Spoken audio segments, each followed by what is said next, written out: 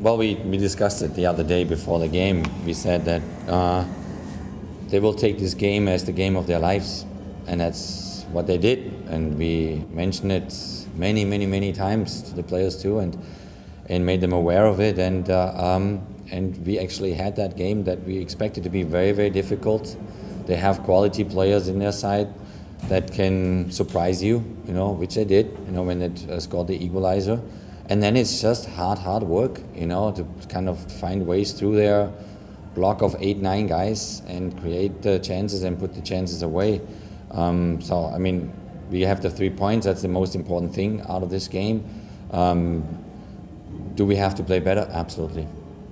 I think individually we are not happy with what we saw, but we expected it a very difficult challenge, and they gave us that challenge, and it came down to the wire. And I'm happy for Eddie, getting this moment back in the team. He was all excited the last couple of days, and he put the 2 goals away, and that gets us back home with 3 points. But obviously, there are a couple of things that we will discuss internally that we need to do much better in Kansas City. Obviously, we said at halftime, we said, guys, we have to step it up here. We have to play faster. We have to play 1-2 touches or more often and find spaces behind their fullbacks. All that stuff that we already talked before the game. And the reason why Jermaine didn't play from the beginning on was he couldn't train basically until the very last training yesterday. That was his first training with us, and we played him as a neutral in our training game just to make sure that he gets a rhythm, because he carried this injury into the camp. But he, from the beginning on, said, I will take care of it. I will be at your disposal. I will be there. I want to be there so badly.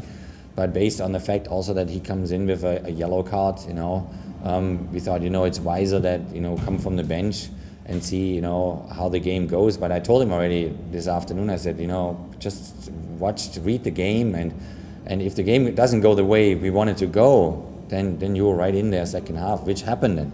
So he came in with the fact with Sasha. Sasha was very dynamic in training sessions, and he was waiting for that opportunity. We know that he has a good shot, and he, creates some stuff, and has also had more urgency in his game, Now bringing in an Alan Gordon is you switch over to 2 forwards that, have to be just there present in the box. You take then Clint back as a number 10. We would change into a diamond, because obviously you got to do something different if you're not getting through that wall.